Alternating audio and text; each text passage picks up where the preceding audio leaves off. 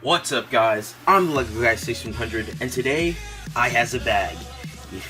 You know, Jane Briggs does the I has a box series. This isn't going to be a series, but you read the title, you know what this is. Today we're going to be looking at something I'm pretty excited about. This is the Star Wars Elite Series action figure diecast figure of the First Order Stormtrooper. Now, I got this one for, I think, $11, yeah, and to me, I think that's such a great deal. Like, I've heard some pretty bad things about these figures. I didn't even know about them until a quick trip to the mall the other day, but nevertheless, this looks really cool. So, originally, I think it's about $25 or $30 to get one of these figures, and I got it for about $11. But a quick look at the packaging. I don't have any of the Black Series figures, so this will be my first taste of like a Star Wars big scale kind of figure. But see, the package here is really nice. We've got nice reflective red material there, so let's get to the unboxing after the intro.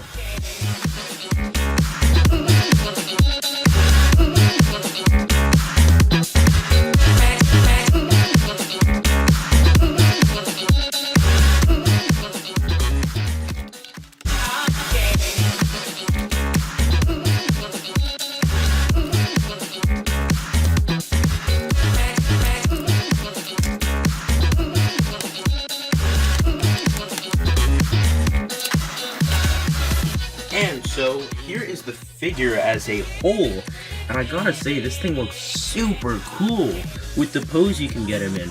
Unfortunately, with the articulation, which we'll look at later, there's no way of getting him to hold with two hands that blaster, and I think that's really a problem.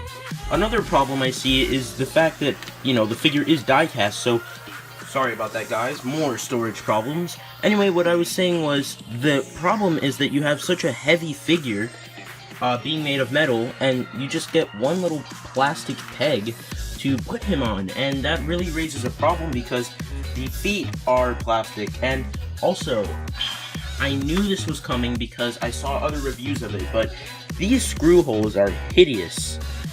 There's no way to sugarcoat that. As big as a fan I am of Star Wars and Stormtroopers, there's no way of, like, even hiding the fact that this looks terrible from the back.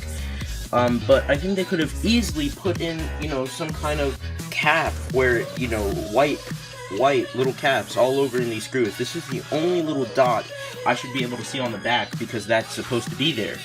But aside from the terrible screw holes, you know, that's pretty easy to fix because you can just turn the figure on angles where you won't be able to see those holes. But it is really heavy, like I said. Also, something that I like, you know, since it's metal and I have my fan on, the figure's kind of cold, but I mean, that doesn't really matter. Anyway, the plastic feet just really make the figure, as far as weight distribution, it just completely rips apart the figure's stance. Now, let's talk about size and articulation. So, I don't have a Black Series figure to compare this to, so I'm just going to take my RoboCop. But here you can see the size of it with the base. You know, it's just a little shorter than RoboCop, you know, without the stand. But with the stand, they're about the same height. So, this is the NECA RoboCop that I reviewed a long time ago, but you can sort of see the stances there as far as height. So, that's really cool. But let's talk about articulation on this guy.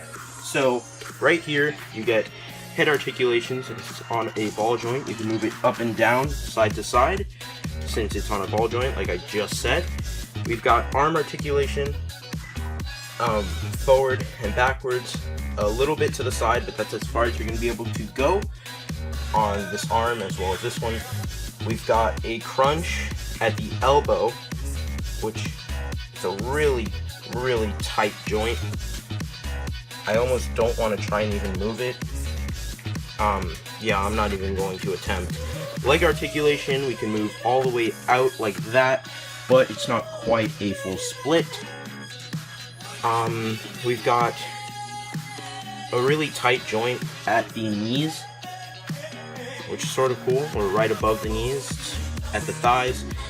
Like I said, we can move this back and forth. Legs move back and forth, but not too much.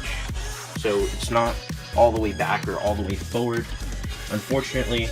But I don't know. A lot of people said this was a terrible figure and that this wasn't a great line. I actually like it.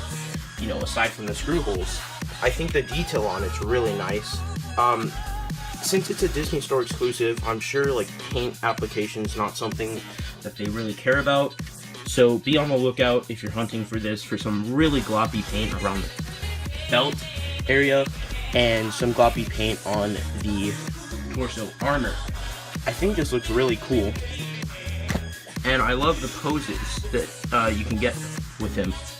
It's really a negative that he can't hold the blaster with two hands, because that's a classic blast them pose, you know, that the Stormtroopers are constantly making, and the screw holes, like I said, look pretty bad. But paint apps for the rest of the figure look pretty nice, and I think it's cool. You know, around the crotch area, paint can get wonky when the white hits the black, sort of rubbery piece. I don't really like that, but the blasters look cool. You could take a look at those if you guys want to, but anyway, you can see the blaster here. Looks pretty nice. And he does have a trigger finger right here, so you can just slide that in and it looks like he's, you know, pulling the trigger, which I think is really cool. The paint right here looks pretty nice with the black dots or lines, whatever you want to call it. And the armor definitely looks great around here. The belt looks nice. Like I said, paint can get really bad here. The arm looks really cool.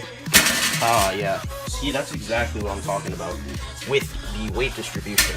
You see, if the base was die cast, you know, it'd make a lot more sense. By the way, while we have the figure down, here's a closer look at the base. It's pretty hard to see, but it says Star Wars there, and it's a plastic base, so that's sort of a negative, but I'm glad they included a base in the first place.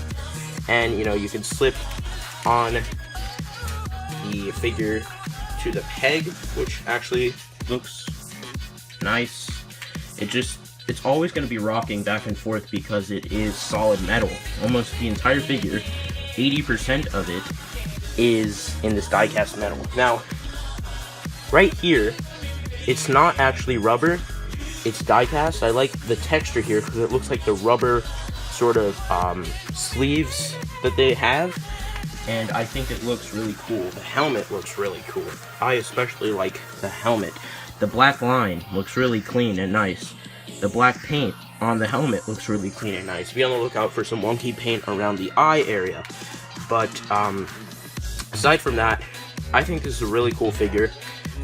Like I said, this is really controversial line, this Disney Store exclusive Elite series, but I'd recommend picking them up. You know, the screw holes on this one looks really bad, I think, but a lot of the other figures like Phasma, Kylo Ren, they all have capes and that sort of thing, so it would really just get blocked up. You know, they have Rey, BB-8, Finn, all really cool characters, C-3PO, R2, and I'd recommend picking up the Stormtrooper on top of that. The Rogue One figures just hit the Disney stores, so be on the lookout for those if you want to, but this is a really cool figure. I like it.